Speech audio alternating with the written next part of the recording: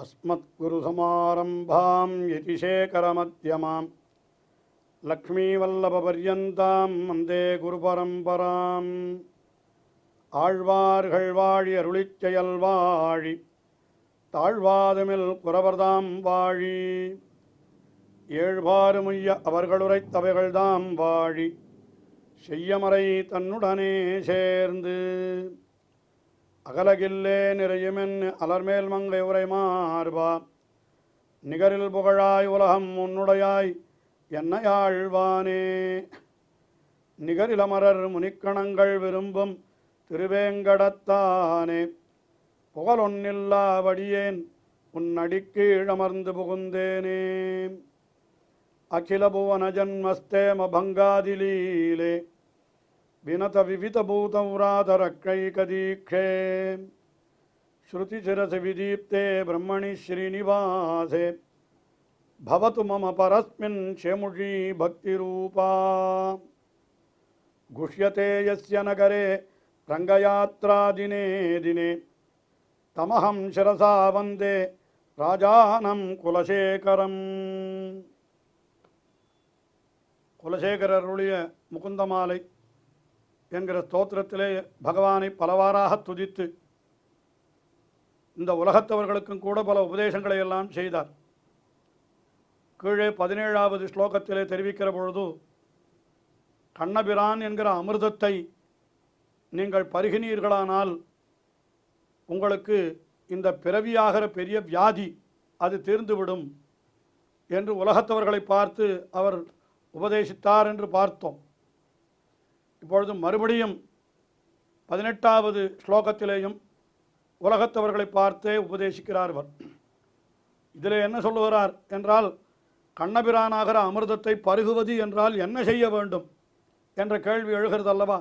கண்ணபிரான் அமுதந்தான், அவனை எப்படி பருகுவது என்னால் அதற்கு வழி சொல்லுகிறார். என்ன சொல்லுகிறார்? திரு அஷ்டாட்சர மந்திரம் என்று சொல்லப்படுகின்ற 8 எழுத்து மந்திரம் இருக்கிறதே, அதை எப்பொழுதும் அனுசந்தித்து கொண்டிருங்கள். அதுதான் இந்த பாபத்தை எல்லாம் கழித்து கொண்டு நீங்கள் மோட்சத்தை அடைவதற்கு உண்டான வழி. இந்த பிறவி துன்பத்தை அறுப்பதற்கு அதுதான் வழி என்பதை இந்த 18வது ஸ்லோகத்திலே தெரிவிக்கிறார். ஹேமர்த்யாக பரமம் ஹிதம் ஸ்ருணுதவோ வக்ஷ்யாமி சங்கேபதா சம்சாரார்ணவம் ஆபதூர்மி பகுளம் சம்யக் பிரவிஷ்ய ஸ்திதாः நானாஜ்ஞானமபாஸ்ய சேதசி நமோ நாராயணாயேத்யமும் மந்திரம் சப்ரணவம் பிரணாமசகிதம் பிராவர்த்தயத்வம் முஹு. ஹே மர்த்தியாக, மர்த்தியாக என்னால் இந்த உலகத்தில் இருப்பவர்களே, உலகோர்களே, உங்களுக்கு ஒரு ஹிதம் சொல்ல போகிறேன், நன்மை சொல்ல போகிறேன். பரமம் ஹிதம் ஸ்ருணுத, பரமம் ஹிதம் உங்களுக்கு நான் உங்களுக்கு பிரணமம் ரொம்ப உயர்ந்ததான ஒரு நன்மையை சொல்ல போகிறேன். அதை எப்படி சொல்ல போகிறேன்? சங்கேபதா, மிகவும் சுருக்கமாக சொல்ல போகிறேன். மிகவும் விரிவாக வளவளவென்று பேசினால் யாரும் கேட்க மாட்டார்கள். சுருக்கமாக ஒரே ஒரு வார்த்தை சொல்லுகிறேன், அதை மட்டும் கேளுங்கள். நீங்களெல்லாம் எப்படி இருக்கிறீர்கள் தெரியுமா? சம்சாரார்ணவம் ஆபதூர்மி பகுளம் சம்பிரவிஷ்ய ஸ்திதாக, சம்யக் பிரவிஷ்ய ஸ்திதாக. இந்த சம்சார அர்ணவம் என்கிறார். இது பிறவியாகிற பெருங்கடல், பிறவி பெருங்கடல். வள்ளுவர் சொன்ன வார்த்தை தான் அது. அதுக்கு மேலே ஆபதூர்மி பகுலம், ஆபத்துகளாகிற அலைகள் வேறு நிறைய இருக்கிறது அந்த சம்சாரமாகிற கடலிலே. அதாவது வெறுங்கடலாக இருந்தால் கூட அப்படி தட்டி தடுமாறி விழுந்து வந்து விடலாம். பெரிய அலைகள் விழுகிற பொழுது நம்மளை மேலே எழும்ப ஒட்டாமல் உள்ளேயே அழித்து விடுகிறது அல்லவா?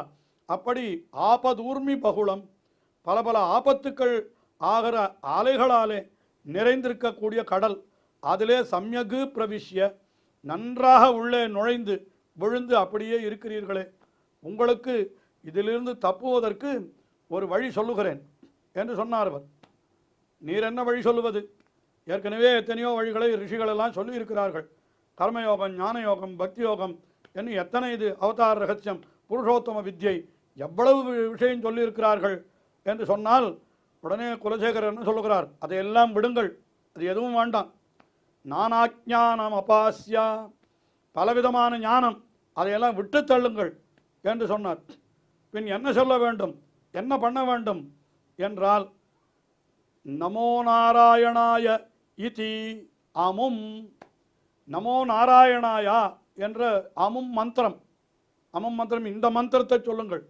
அதுவும் வெறும் நமோ நாராயணாயா அல்ல, சப்ரணவம், பிரணவத்தோடு கூடிய நமோ நாராயணாயா என்கிற மந்திரம், அதாவது ஓம்காரத்தோடு கூடியது.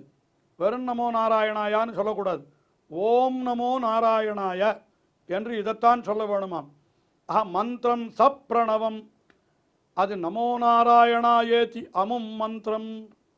அதை சொல்லுகிற பொழுது எப்படி சொல்லணும், வெறும் வாயால் சொன்னோம் என்னால் அது நெஞ்சிலே நம் அதை ஏன்று கொண்டு சொல்லுகிறோம், அதை ஏற்றுக்கொண்டு சொல்லுகிறோம் என்கிறத வெளிப்படுத்த வேண்டும் அல்லவா. ஆயினால என்ன பண்ண வேண்டும், பிரணாமசகிதம், தலைவணங்கி அந்த மந்திரத்தை சொல்லுங்கள்.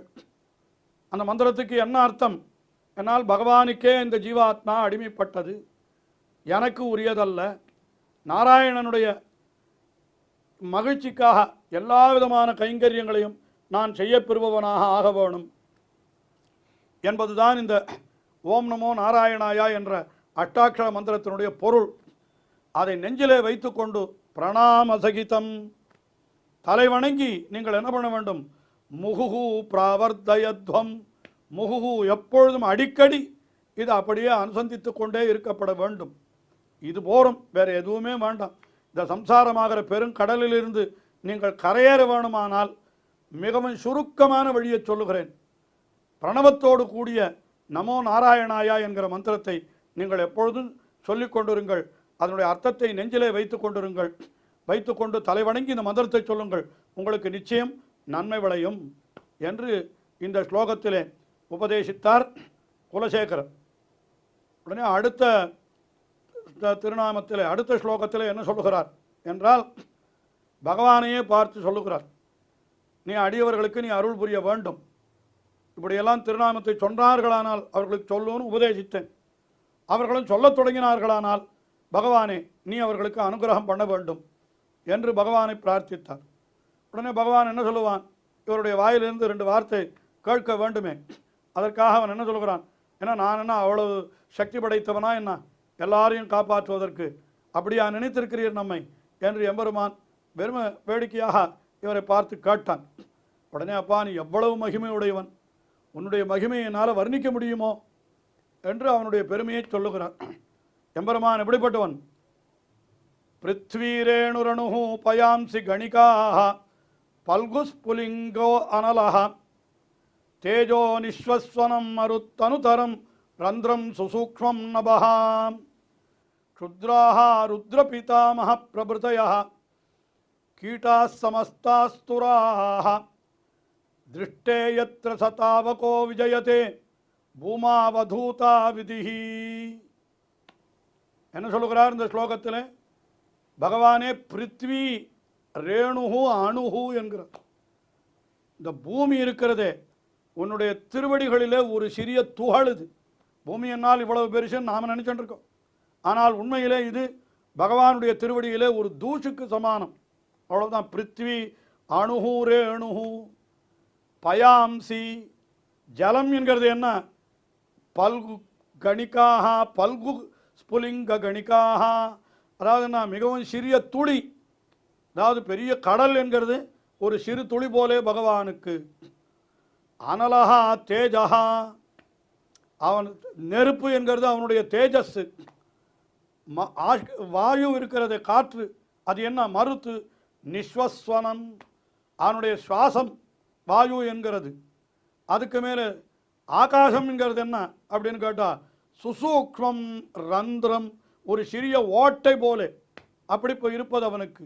எல்லாம் எம்பெருமானுக்கு சரீரமாக இருப்பவை. அது மட்டுமல்ல, இன்னும் யாருன்னா க்ஷுத்ராஹ ருத்ர பிதாமஹ பிரபுதயஹ சமஸ்தாசுராஹ, அதாவது சமஸ்தாசுராஹ, எல்லா தேவர்களும். எல்லா தேவர்களும்னா யார் யார், ருத்ரன் பிரம்மா முதலானவர்கள் என்று அவர்களையே எடுத்து விட்டார். யார் யாரெல்லாம் உலகத்திலே மிக பெரியவர்களாக சொல்லப்படுகிறார்களோ, அதாவது ருத்ர பிதாமக பிரபுதையா சமஸ்தாசுராக க்ஷுத்ராக கீட்டாக, மிகவும் சிறிய புழுக்கள் போலே உன் முன்னாலே, அதாவது பிரம்மா ருத்ரன் முதலான தேவர்களெல்லாம் உன் முன்னாலே சிறிய புழுக்கள் போலே. எப்படி நீ எப்படிப்பட்டவன்? அப்படிப்பட்டவன்.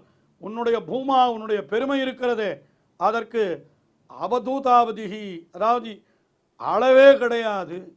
அப்படிப்பட்ட உன்னுடைய அந்த பெருமையானது தாவகா பூமா விஜயத்தே, அப்படிப்பட்ட உன்னுடைய பெருமையானது எல்லா இடத்திலும் வெற்றி பெற்று விளங்கட்டும் என்று அவனுடைய பெருமையை இந்த ஸ்லோகத்திலே சொல்லுகிறார்.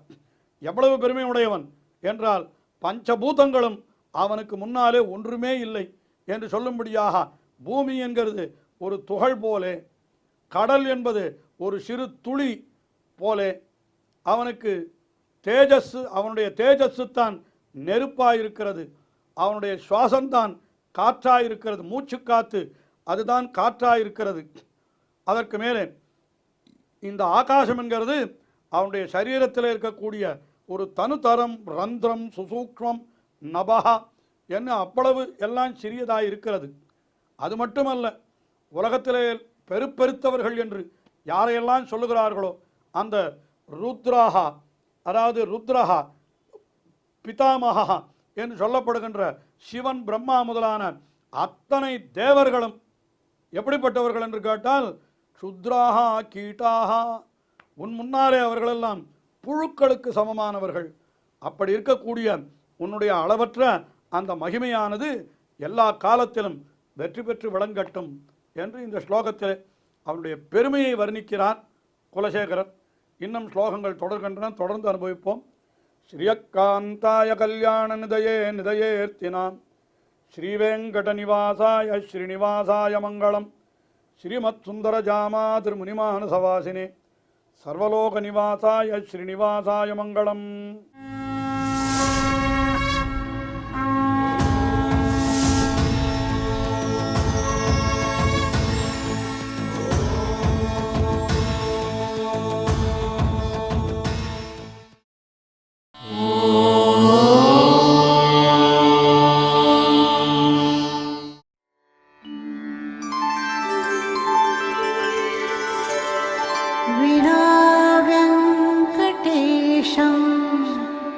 ननाथो ननाथः सदा वेङ्कटेशं स्मरामि स्मरामि.